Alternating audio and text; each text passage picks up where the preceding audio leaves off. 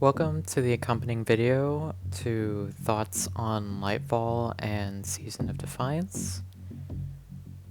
Um, this video is completely unscripted. It is just raw, and I know the thoughts on videos are typically raw, and they are my thoughts. I just refine them a little bit to make them come out more cohesive. So this one is going to be a lot more rant-like than normal. And this is all about story and lore. There is no gameplay here to really mention unless it ties back to story or lore. So consider this just one big extended version of the story sections of a thoughts on video, specifically in this case for Lightfall and a little bit of Defiance. But I truthfully don't have much to say about Defiance. It's a season, it's aggressively mid, but I don't know, besides just not really executing some concepts well, I don't really have much to say. It's a season. The only real issues I've already laid out. You know, the Retribution mission it doesn't feel like payback that it was supposed to feel like. Holiday's death was, I don't want to say not as grandiose as it should have been, but it wasn't as good. I honestly thought the Tormentor would have done her in, you know, when it left the battlefield mid-fight and it said that it was searching for your allies, but that was not the case. I guess it could have been worse, but the other thing I would take issue with would be the basic idea. The idea of Defiance is this entity, this being known as the Witness, is capturing people, or like it ordered the Shadow Legion to capture people, and that's the main thing. This isn't the Shadow Legion doing things of their own volition. They don't have their own volition. They are completely loyal lapdogs to the higher ups of the Pyramid Fleet, even their own, like Callus. And see, the issue isn't exactly the taking of citizens. Well, I mean, I guess it is, because the Witness is a being that wants to not just, like, end the game. You know, it's not looking for a victor. It's going to be the victor by default, but the goal is to wipe the game out completely. It's like chess. Alright. Light and dark, they're white and black, they go at each other over and over until one wins. What the Witness wants to do is take away the entire board. Take away the players. Just, the entire thing never happened. It never existed. And it's like a reset button. So why would it be capturing people? And the thing is, we don't, as I mentioned in the video, we don't get a definitive answer. What happens is we just guess that the Witness is attempting to divide us by striking at what we hold dear the most, like our people and shit like that. But I don't know if it would care enough to do that. Especially when, canonically at this point, it's already left. Like, most of Defiance takes place after the events of Lightfall. Like, Lightfall takes place over the span of like 3 days. And trust me, I counted. I counted the cutscenes, I counted the time relatively that you would start every mission based on conversations and leaving enough time for like readiness. The campaign is only like 3 to 4 days. So why does the witness care? We never find that out. Now, if this continues to be a plot thread, then I will retract this statement unless the reasoning is really stupid. I mean, I have a guess for humans. I don't know about Elixir, but whatever. But that's pretty much it for Defiance. It's just kind of there. It's not the worst season that comes with the DLC. Narratively, I would say that goes to Undying. Because Hunt had a pretty good narrative, it just suffered on the gameplay front. Undying was like ridiculously simple though. And yeah. Anyway, the real meat of this video is going to be about Lightfall and everything that comes with that. Because I'm going to be real, I don't think I like a single big aspect of Lightfall, which is honestly impressive. Like, I didn't like Plunder at all, but I still liked a couple threads. You know, Nezarec intrigued me until they turned him into tea. But we'll get back to that later. Let's just start with the core of Lightfall. And that is this new destination called Neomuna. This place is either the luckiest fucking place imaginable, or the plot armor is so severe that it's ridiculous. Because even its origins feel weird. So here's what we know about, you know, the Veil and Neptune going into Lightfall. Like, from an in-universe standpoint. Assuming we read, like, everything. Like, if the lore cards and shit were real.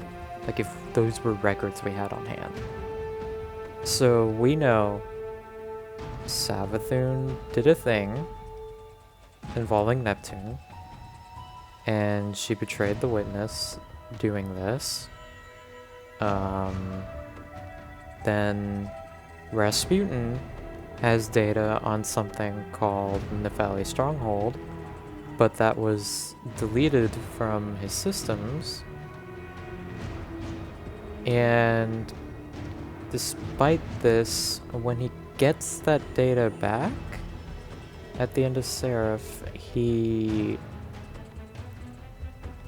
reveals that he knows about the Veil, knows that it's connected to the Traveler somehow, and that there is already a city on Neptune.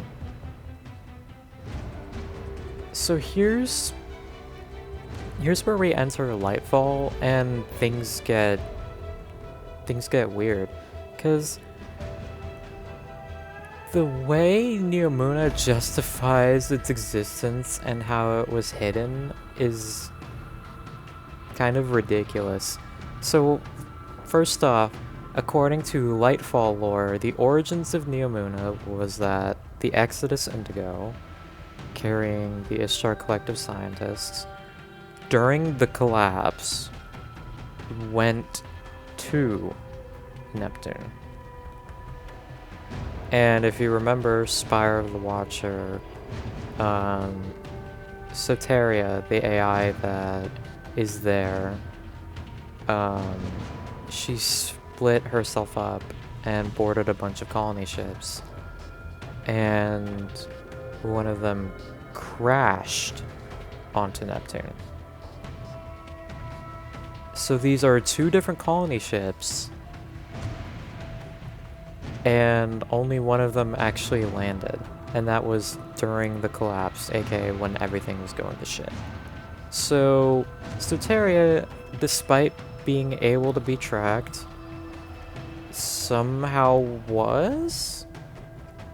Except Nefeli's stronghold implies that there's a facility there, and the facility didn't exist there until the Indigo landed, which was during the collapse, which is right when Rasputin shut himself down, because he utterly failed to destroy the pyramids and thus hid himself away to make sure that he could survive and prepare for the next round.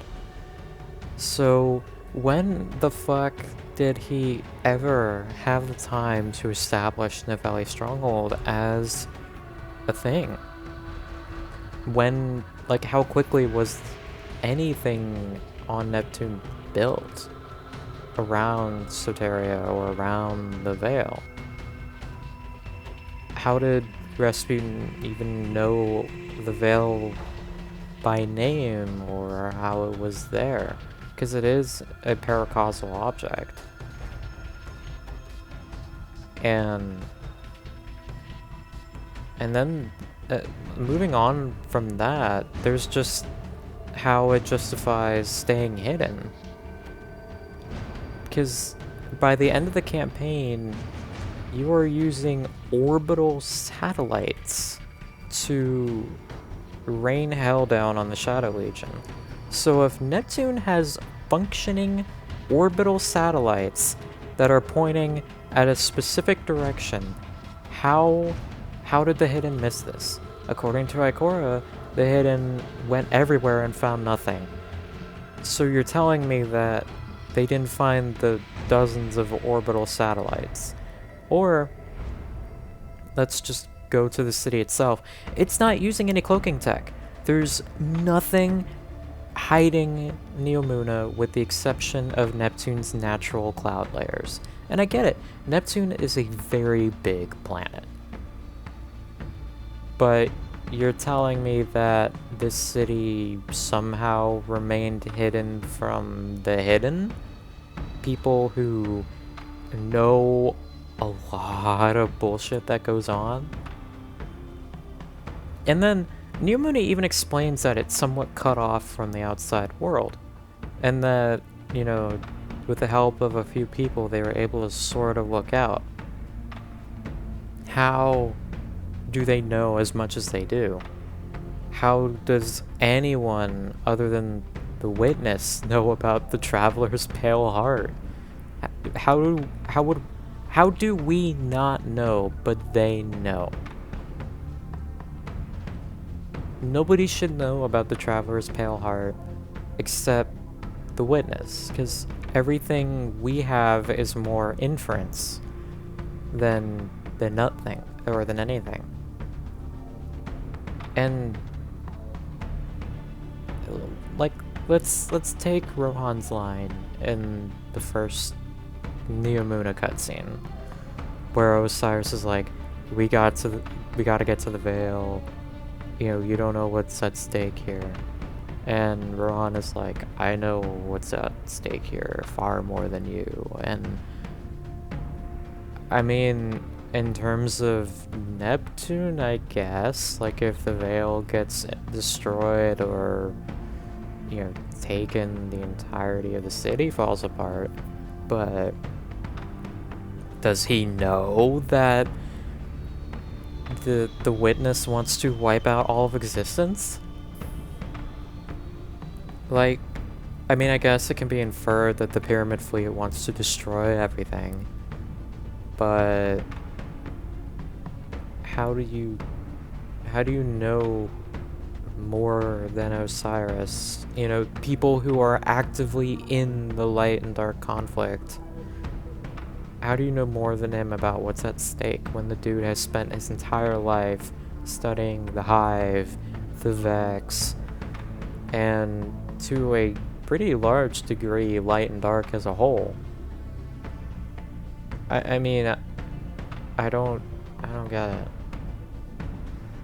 So just the way Neomuna exists and how it acts is completely like whack compared to what was set up about it and what characters should know about it. Even back to Seraph, with Rasputin knowing there's a city there. A city that wasn't built until after the collapse. Like, realistically, the Cloud Strider that went in to delete information about Nefeli's stronghold, there shouldn't be anything about a Nefeli stronghold. Like, I don't get it. But that's like the icing on the cake here. There are far worse problems with Neomuna as a whole. Mainly how the Vex just seem to be incapable of getting in. So I get this. The Neomuna is using the Veil as a power source. It's like how we'd use electricity, except the source of that power is paracausal. But the Vex don't really have troubles getting into the Cloud Arc, apparently.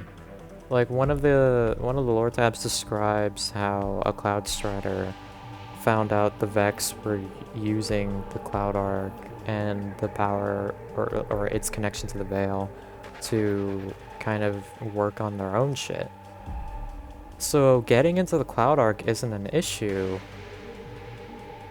Why or how do the Vex not just completely overrun the internet there? I mean, you think about the Vex like this.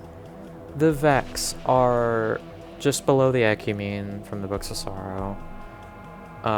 The pinnacle of causal force in the universe. The Vex are designed to be the winners of a completely light and dark-less game. As in, you remove light and dark entirely, and the Vex would sweep everything from existence eventually. The Vex would win. That's what they're designed to do. The pattern that they're all based off is designed to be a winner. So, how are the Vex having trouble with Neomuna? They should be significantly more advanced than that.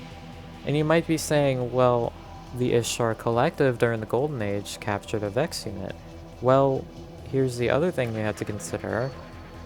The Vex kind of didn't care about that. And to say that, oh, well, maybe they don't care about Neomuna that much, these Vex have the exact same goals as the Vex on Europa. There is an object of darkness, of immense power, that they know about and are actively going after. With Europa, it was clarity control, and through the active Glassway, they broke in, invaded, destroyed parts of Eventide, started converting the planet, and basically went to war with the Exo station there. And then they lost after a significant amount of effort. Two Exos, Elsie and Banshee, fought tooth and nail, reset after reset, to push back to the Glassway and shut it down. And no other Vex portal has been built since. Like, the Glassway is their only entrance. So, how how does Neomuna, a place with a lot more entrances to the city, both in and out of the Cloud Arc, how are they doing just fine? I mean, when Aramis released the Vex again by reactivating the Glassway on Europa, the Vex became such an issue that Reese Reborn collapsed within like a few weeks. Like, the Vex were such a threat that Varix was like, just straight up like, what have you done at the end of Glassway? And yet, the Vex here are like, no real issue. And the way to stop them is to keep your passwords safe? And then there are the Cloud Striders themselves, who use Quicksilver technology. Now, Quicksilver technology isn't made with paracausal power, and here's the thing, how I know that, is because the Veil only powers like the Cloud Arc, which is hooked up to defenses and shit. But the Quicksilver, I don't believe, is hooked up to that. Now, even if it is, again, it is only like how electricity runs through our phones and shit. How are two people on surfboards able to stop a physical Vex invasion? A Vex invasion with many points of entry, mind you. You're telling me that for at least 500 years, the Vex could just never break into Neomuna for long enough to convert the whole place? The Vex who are so powerful that they went toe-to-toe with the Hive up until the Taken were thrown into the mix. The Vex who are such a threat that even Guardians have troubles with them, even though Guardians can't be simulated. Like, I get that your average Cloud Strider is naturally stronger than a Guardian because of all the augmentations, but that doesn't make them any less, or sorry, just paracausal at all. It doesn't make them paracausal. You know, we have the benefit of not being able to be simulated, but, you know, the Vex can still shoot us and we'd die. The Cloud Striders, I assume they could maybe take a little bit more damage, but they would also be taking damage constantly because they could be simulated. And I had this issue with the Vex thing on the City and Splicer, how the Vex were just missing every single shot on Fallen. Or even Europa kind of had this issue with the Vex being able to be stopped by 2 Exos. But in a sense, I kind of excuse Europa because it was only one entrance. The Exos also struggled, and Exos are also made with a combo of Radiolarian Fluid and Darkness Energy. Like, that's what Alcahest is. So I kind of get that. But here, the Vex just seem nerfed, like more nerfed than usual. I don't understand how the Vex, when they've proven that getting into the Cloud Arc isn't really an issue for them, and that they can swarm places easily in the physical world, I don't get how Neomuna doesn't get overrun every 5 seconds. I don't get how they aren't completely converted by now. And then you have early Neomuna dealing with a Vex called Aesop, who came in and was like, hey, I know you're having issues with the Vex, so pledge your loyalty to me and I can stop them from attacking you, from harassing you. And Neomuna said no, and then he just killed half of their child population. Like, and then dipped. So you're telling me the Vex can do that? Why didn't they keep doing that? What? If you are dead set on getting this darkness artifact, why do you hesitate? Like, it's like they stopped going after it after some time.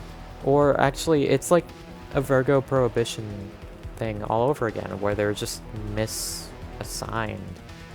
They're not supposed to be here. And it's like, well, how?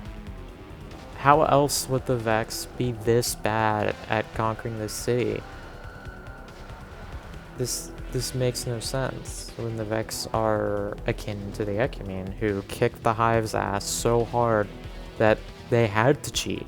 They had, Oryx go in, get the power to take, come back out, and wipe the Ecumene clean with what the Ecumene described as physically illegal abilities. I mean, yeah, and Spiral, says that they knew about the Deep, which is the darkness, but, that doesn't... They clearly didn't know about paracausal darkness. They only knew about darkness as a concept. And, well, that bit them in the ass, didn't it? Next is just the tone of Lightfall.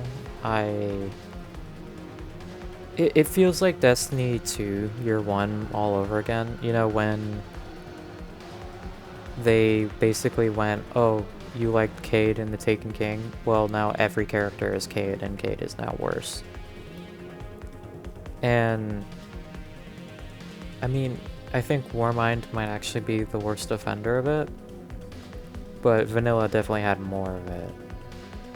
And it's a tone that clearly receiving backlash, which is why in Forsaken, the first thing they did to establish that Destiny's returning to the dark side was kill Cade, kill the comic relief. Now, despite Cade being honestly pretty cringe for Year 1, Cade was a loved character because he got lore that explained why he is the way he is and what his history is and all of that, and he actually has a pretty tragic backstory. So I'm just going to branch off to the character that people are comparing to Cade, which would be Nimbus. Now, Nimbus has a completely different story. It's not as fleshed out as Cade's was, but it is there, and it is tied to the whole Cloud Starter thing. Now, while I take issues with the entirety of Neomuna, I don't think Nimbus is really the one to blame for Lightfall's tone. Lightfall itself feels like Nimbus might just be the worst offender, not the source, Because Cade is a character that could work with the right story. Likewise, I think, as much as I just ragged on Neomuna, I feel like all of it could have worked.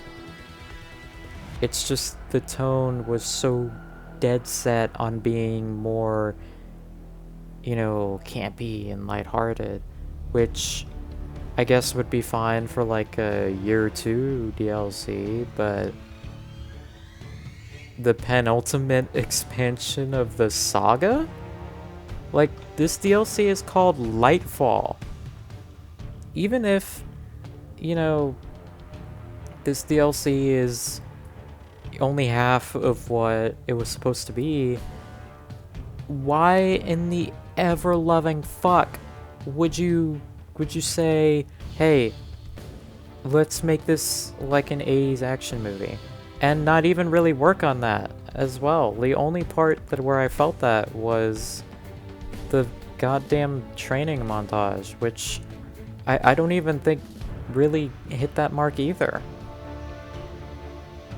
Like, when you advertise this being similar to stories like Independence Day or Empire Strikes Back, and I swear to God I heard one dev say Infinity War, how can you then proceed to fail at every single aspect.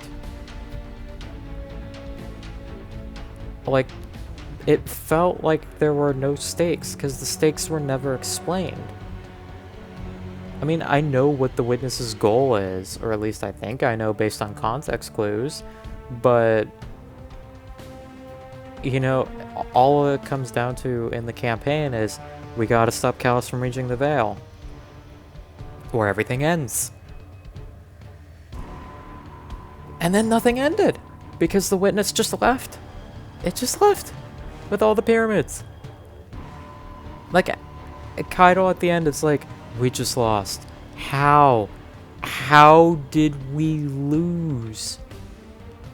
I mean, think about it. The Traveler's indisposed, so nobody's going to be going after it anymore. The witness is gone. The pyramids are gone.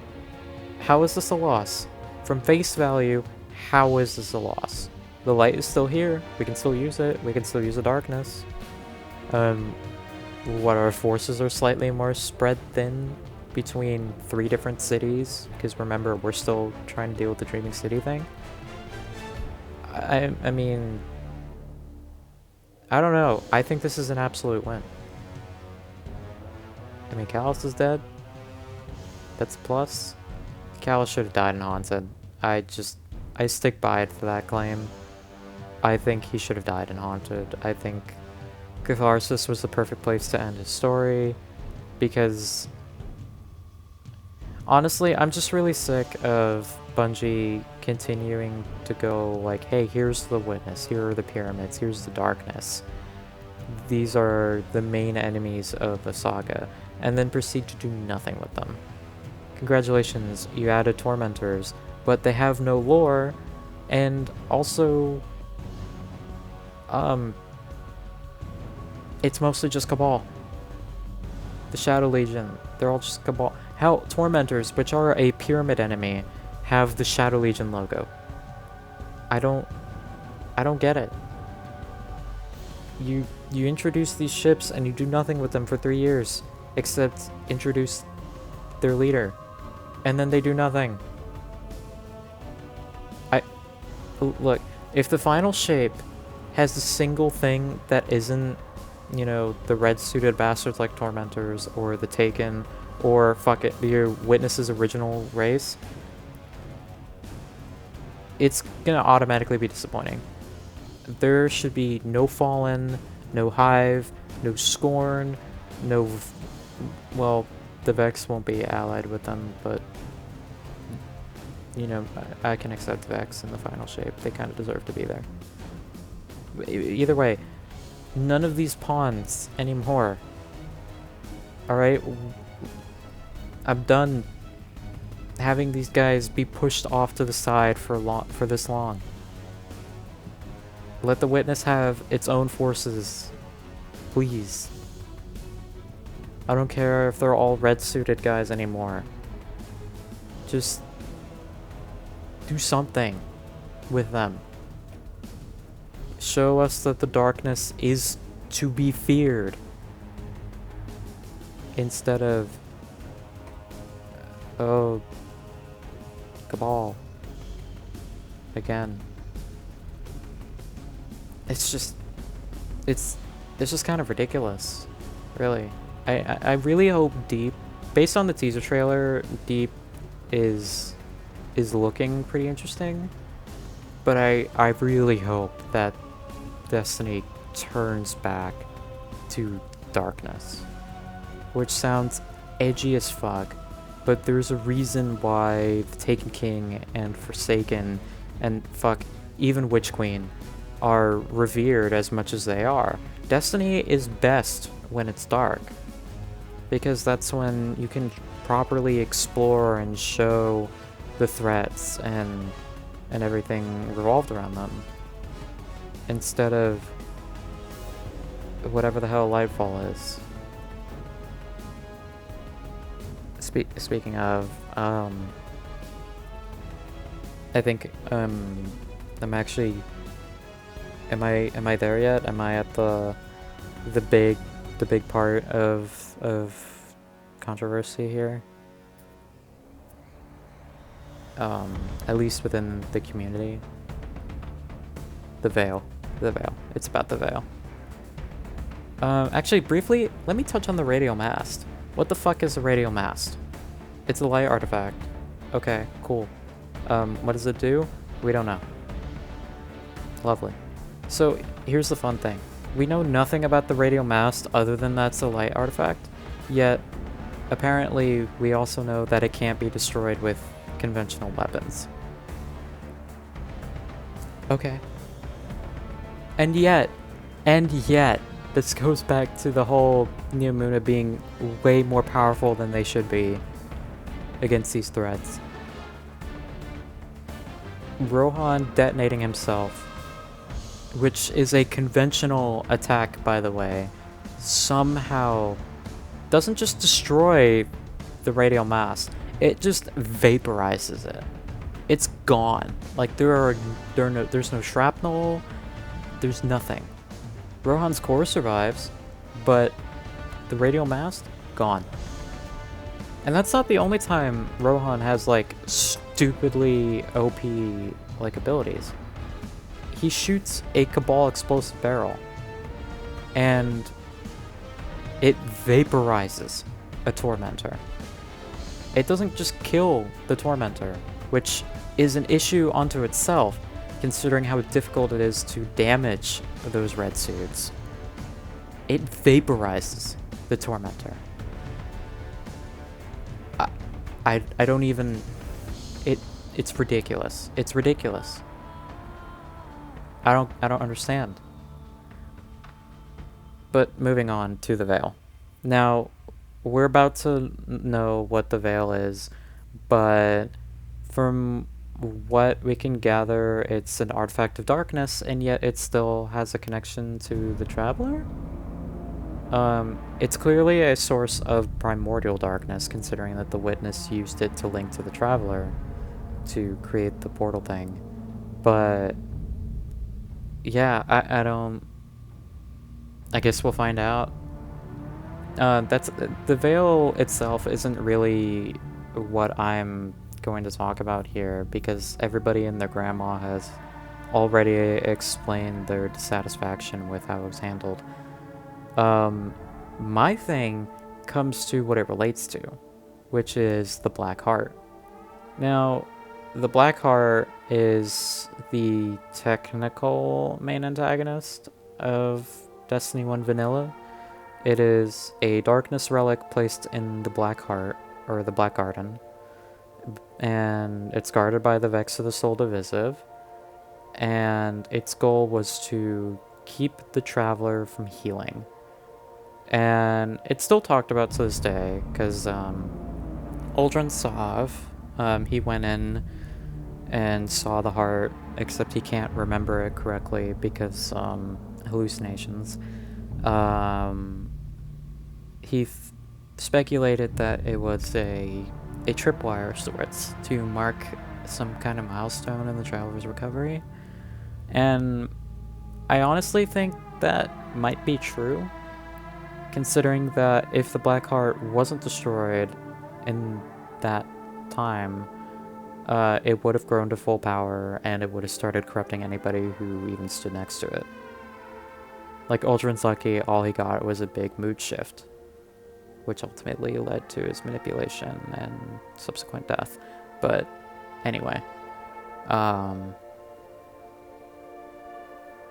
so the Black Heart is also sort of responsible for the creation of the Soul Divisive, because the Soul Divisive, when they went to the garden, which is impressive on its own considering how it flows throughout time and space, they encountered this object, and they just straight up didn't know how to work it out. So they turned to worship. And that's why all the Vex of the Divisive are religious.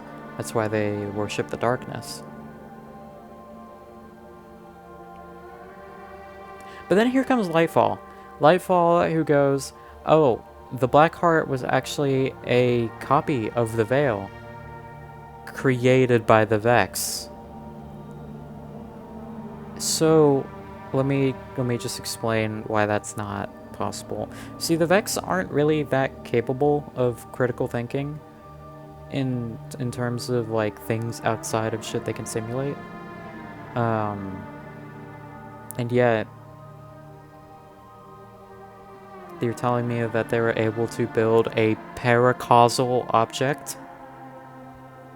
A paracausal object. The Vex cannot simulate light and dark to save their life. It took them thousands of years network time to even figure out how to take Saint's light. They couldn't even simulate it. They just were able to siphon it.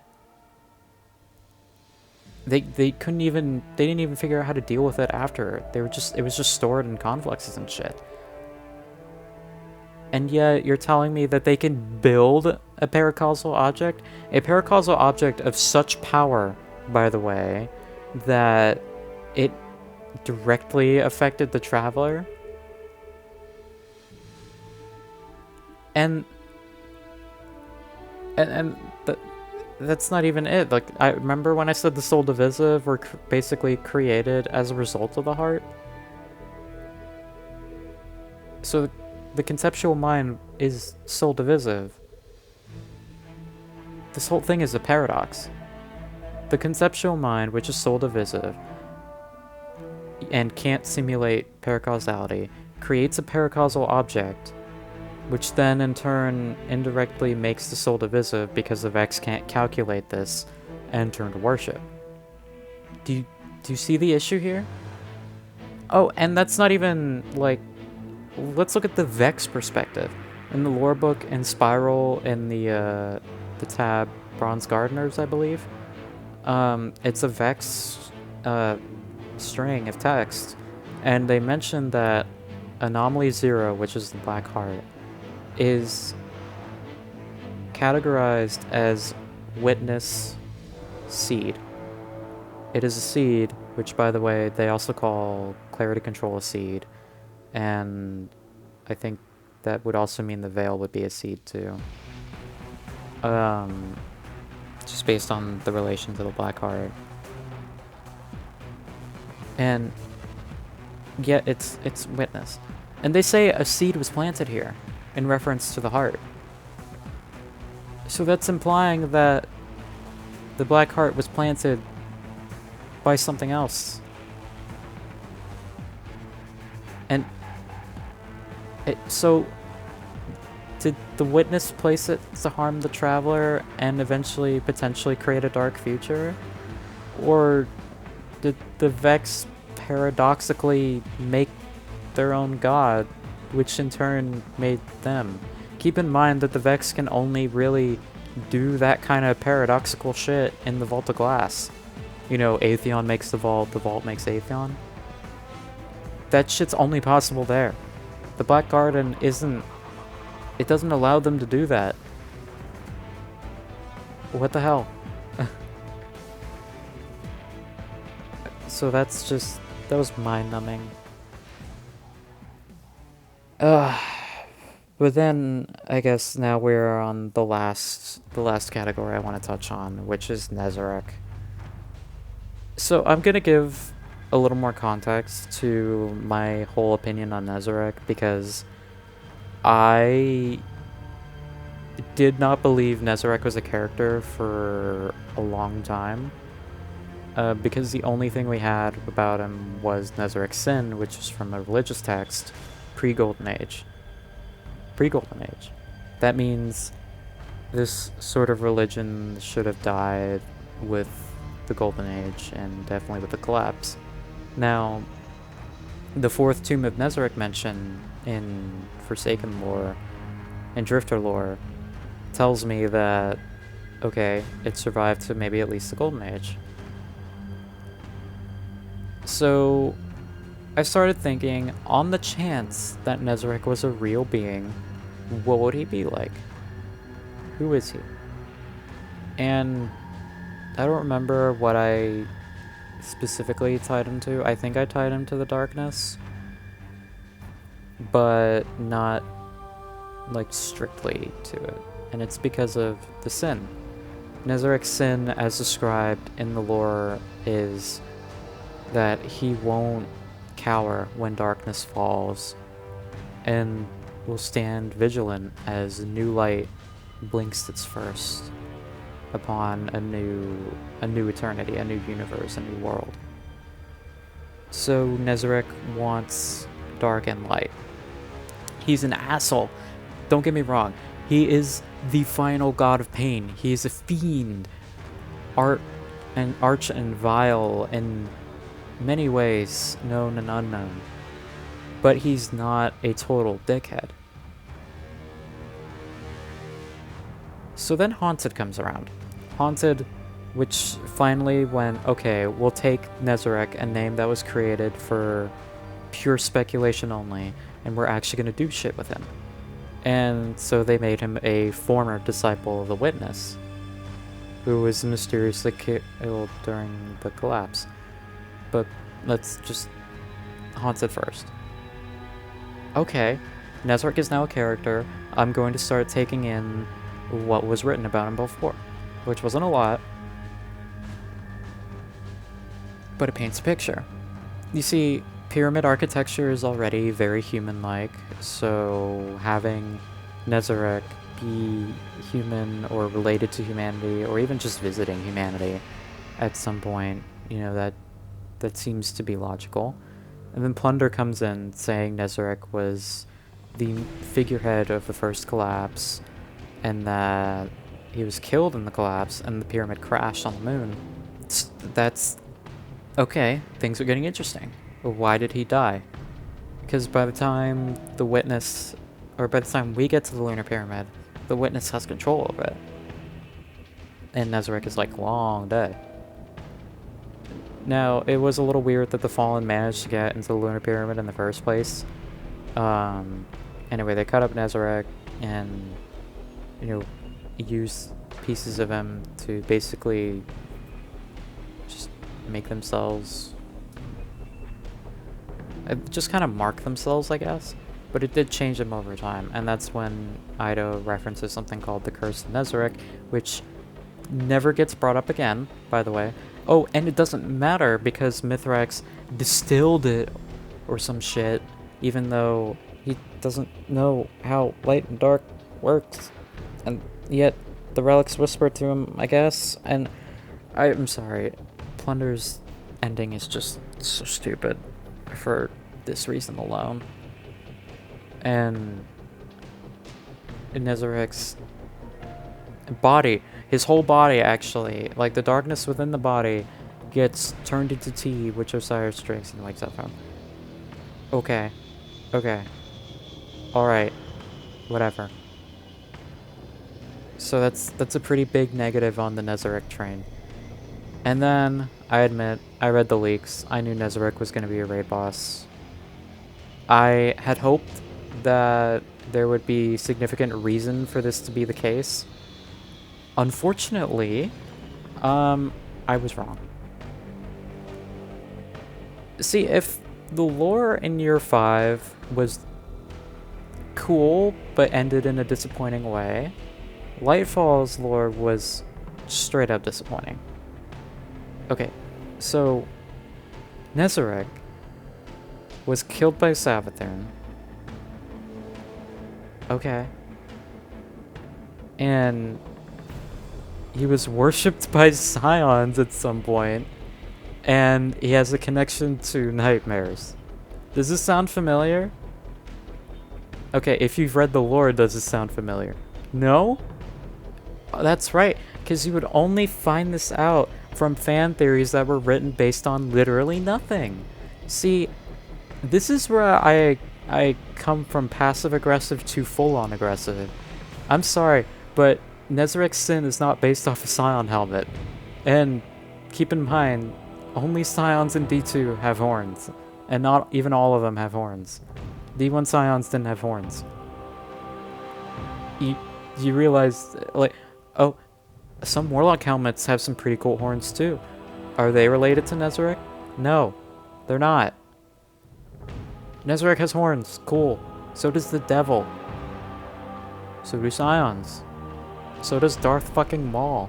Look, horns are a common thread, and there was literally nothing ever, from Nezarec Sin to even Plunder, to suggest that Scions had literally anything to do with Nezarec Sin.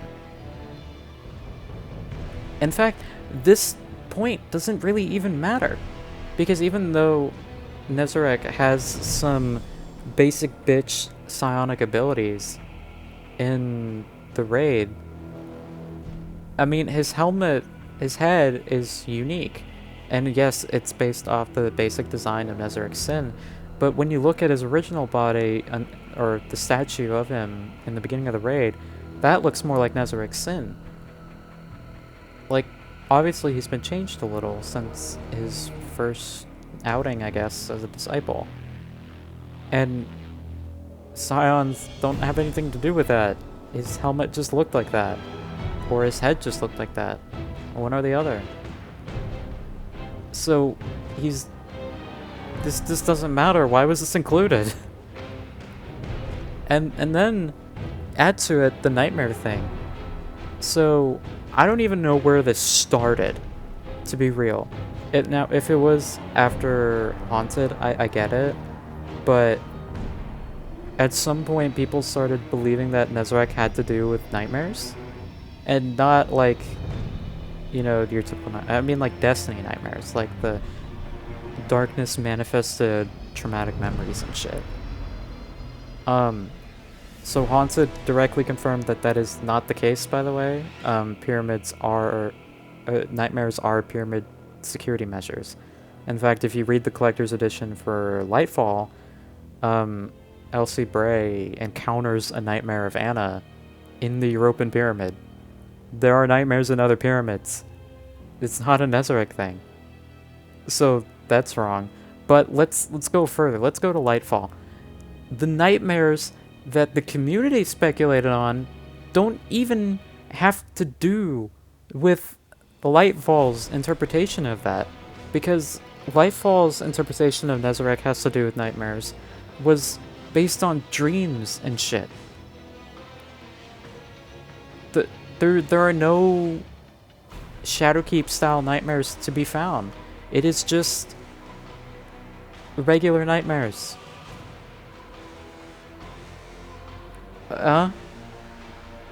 Okay. But then let's go to the biggest disappointments, in my opinion. That being his sin. So, New Nezarec is an eldritch god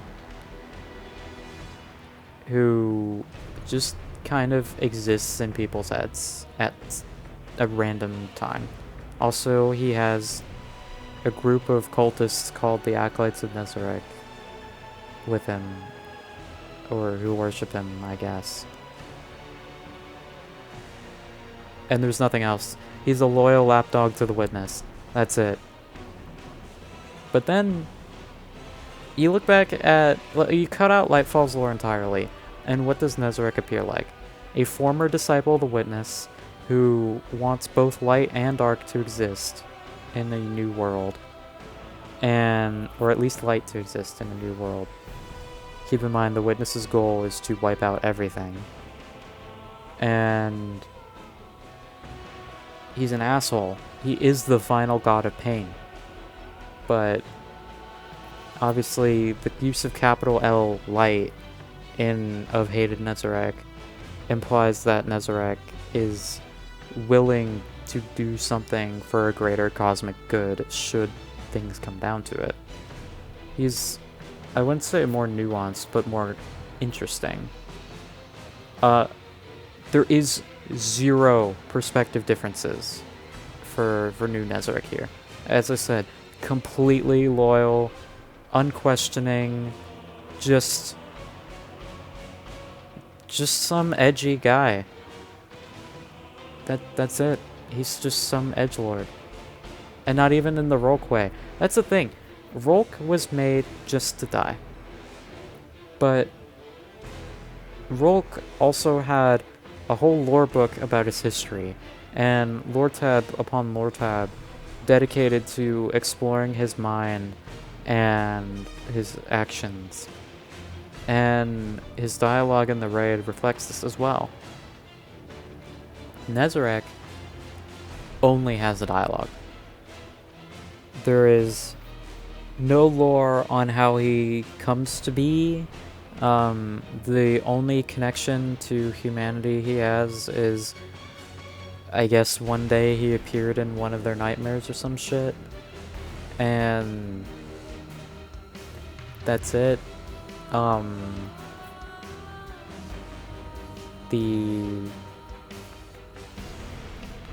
How did he become a disciple? I guess Rolk recruited him. That was from Haunted. But, nothing further than that. No history. Nothing. Nezarek is... As a former Nezarek non-believer, the upward and then downward spiral of believing in Nezarek and then believing he's the worst thing to come out of Lightfall is, like, it's so much whiplash. It's so much whiplash. Like, I've gone from hater of Nezarek to believer of Nezarek to, once again, a hater of Nezarek. Nezarek, honestly, we could have just done without him. Like, think about this. You take Nezarek out of the story, what changes? Osiris has to wake up a different way. That's it. There's nothing else. Like, if you remove Nezarek from the story, one of the worst seasons of Destiny 2 would be gone, and Lightfall, honestly, might have been a little bit better. Now, we miss out on a good raid, because I do actually like Root of Nightmares, and the music that comes with it, but narratively, I mean, I have to say it, Nezarek is the most disappointing part. And I'm saying that on top of all of the paradoxical bullshit with the Black Heart, on top of the disappointment with the basic storytelling of Lightfall and the tone that it's taking, even over New Muna's sheer existence, Nezarek is the most disappointing thing to me. That is amazing. I'm absolutely flabbergasted at this. You want to know how to kill hype for a following DLC? Lightfall. Just Lightfall. It's actually kind of funny. It's just the entirety of Lightfall can just be explained with a simple bruh moment. That's it. That's Lightfall. Okay. I still have some hope in Season of the Deep. I actually am eagerly awaiting this Veil quest. I think I'll actually play the Veil quest first before anything in the story, unless it forces me into the first mission, in which case I'll do that. But Veil first, as soon as possible. Veil first. It's just so funny. I've read 2 major leaks for 2 major Destiny DLCs, and both of them read terribly. And yet, Witch Queen ended up being pretty good. It was executed well, and while I still have some issues with it, it's something I would replay, it's something I'd look back on fondly.